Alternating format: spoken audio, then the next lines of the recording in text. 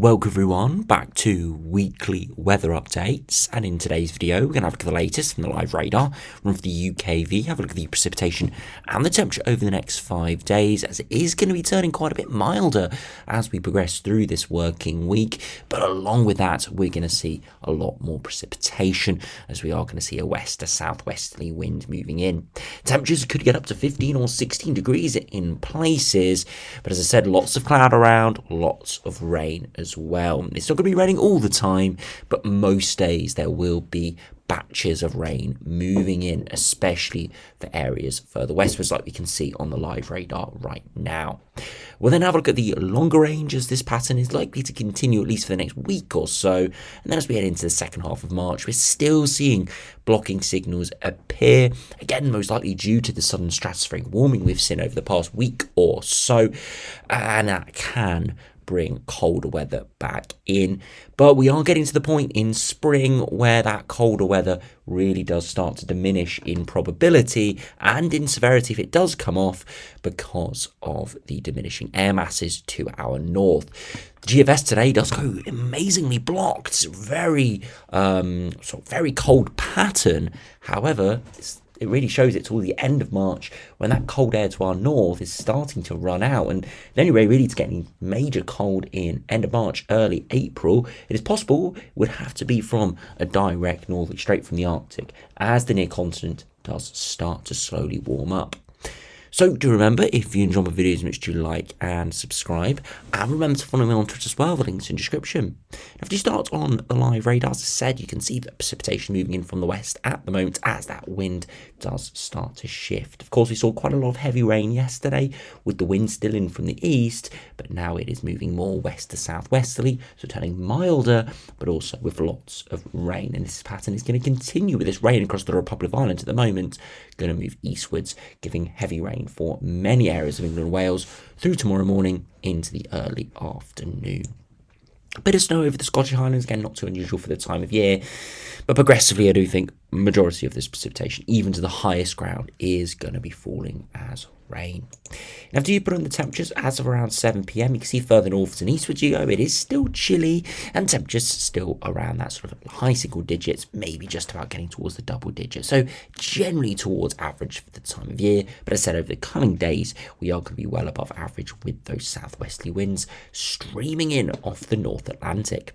So do have a look at the latest UKV. You can see the rain starting to build up to our west, and this rain from the west is just going to increase overnight. And you see for many across England and Wales, we're going to see a spell of pretty heavy rain through Tuesday morning, which should hopefully clear by the afternoon, but will leave thick cloud and bits and bobs of rain.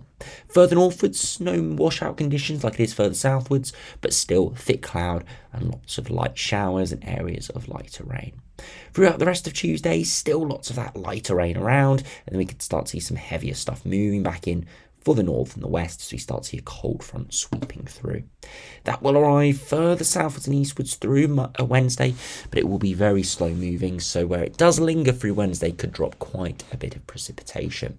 As it eventually slowly pushes in as the main low approaches, it lifts northwards again through Thursday, and again gives pretty widespread precipitation, and that continues into Friday with some sunshine and showers pattern further southwards and more persistent rain further northwards. Of course, with milder air masses moving in, and with lower pressure around, there is the risk that we do start to see some heavier showers.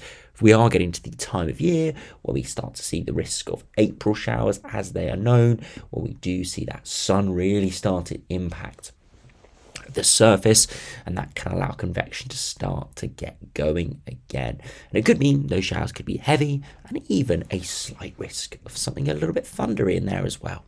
Precipitation continues into Friday, again another day of sunshine and showers there, and then again into Saturday, could be briefly dry in the morning, but then another area of rain moving in from the west. If you put in the upper air temperature, you can still see it's chilly around at the moment, but milder air will be pushing in over the next 24 hours and consuming pretty much everywhere with a southwesterly stream. A cold front tries to push through on Wednesday, and it is moderately successful further northwards, but milder air holds on further southwards and pushes northwards again by the end of the week, for another cold front tries to push through, and we do see some briefly chillier air before milder air likely to return as we head into the weekend. Now, if you put on the 2-metre max temperatures, you can see this afternoon, high single digits for most, so chilly, around average or maybe slightly below average. As we get into tomorrow's temperatures will be rising widely into the double digits and even 13 or 14 degrees further southwards and westwards. Into Wednesday, again, will be a milder day further southwards, further northwards, a little bit chillier, maybe only mid to high single digits there, 14 or 15 degrees across parts of the East Midlands. So really quite mild there, mildest day we've had in a good week or two at least. As we then progress into Thursday, again, another mild day, could get up to 15, 16 degrees, pretty widely across England and Wales.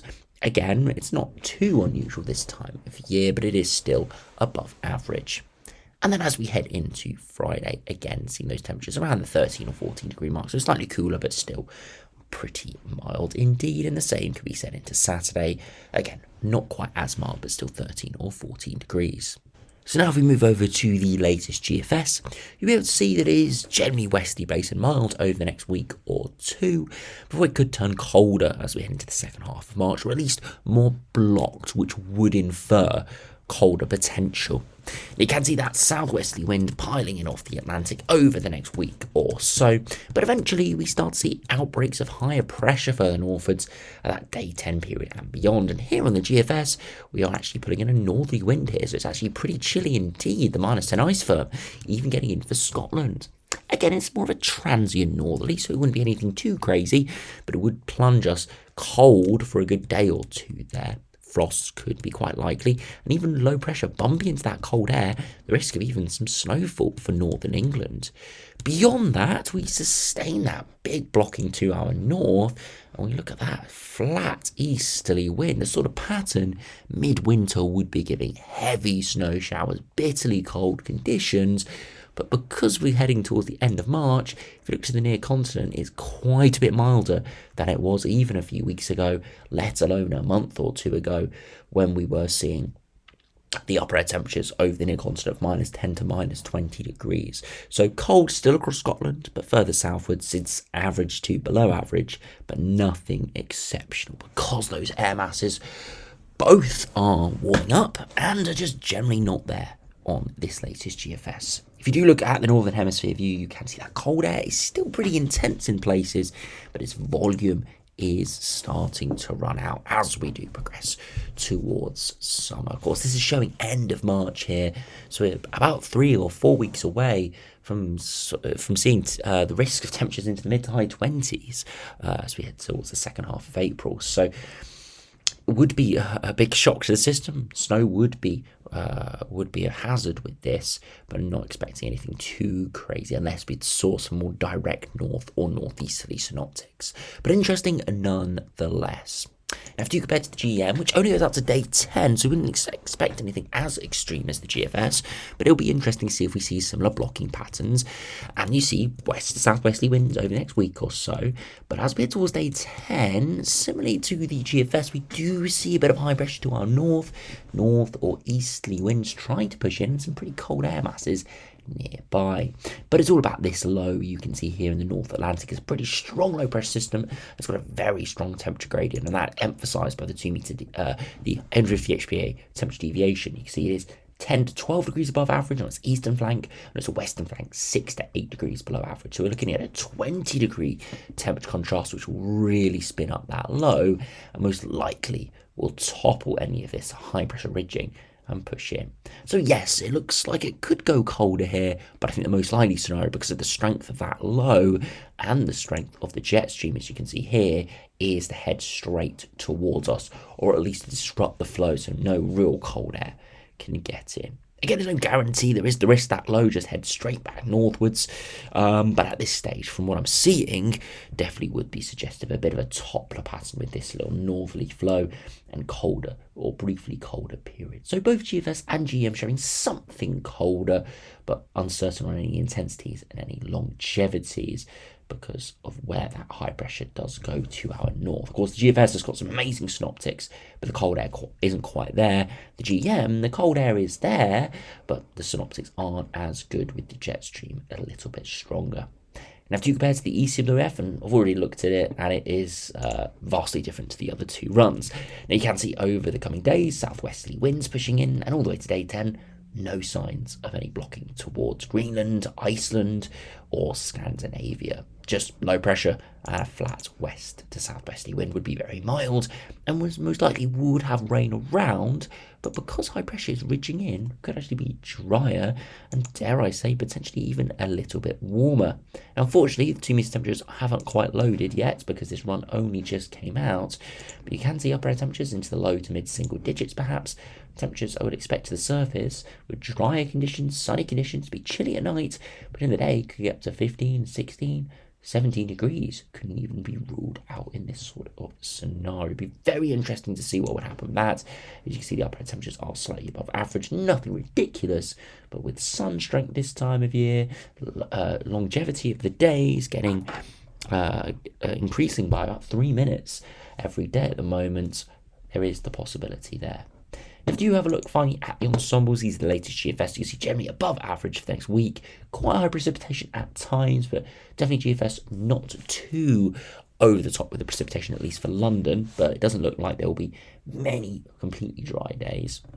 As I said, further westwards, definitely favoured more for the precipitation. But you can see into the long term, definitely a cooling trend. You can see quite a few runs, including the operational run, down to -5 or lower. And again, if we were in midwinter, I wouldn't say that's anything too ridiculous. But as we progress towards the end of March, that would be pretty chilly indeed. That would be around 5 to 10 degrees below average, with the average now starting to get trend towards 0 or slightly above. Precipitation is still reasonably high in the longer term, so it could be quite an unsettled and cool pattern, but it's just one where we will have to see. Also note there are some very warm runs appearing. Again, we've not seen those from the operational runs, therefore we've not spoken about it too much, but you can't discount them too much at this stage. If we do look at the latest ECMWF, the 12 o'clock run hasn't fully come out yet, but we'll have a good midnight run. Very similar story, above average over the next week to 10 days, and then trending cooler or colder in the longer range. Some very cold runs appearing, but most on it are in and around average. The biggest signal, though, is for precipitation to pick up quite a bit.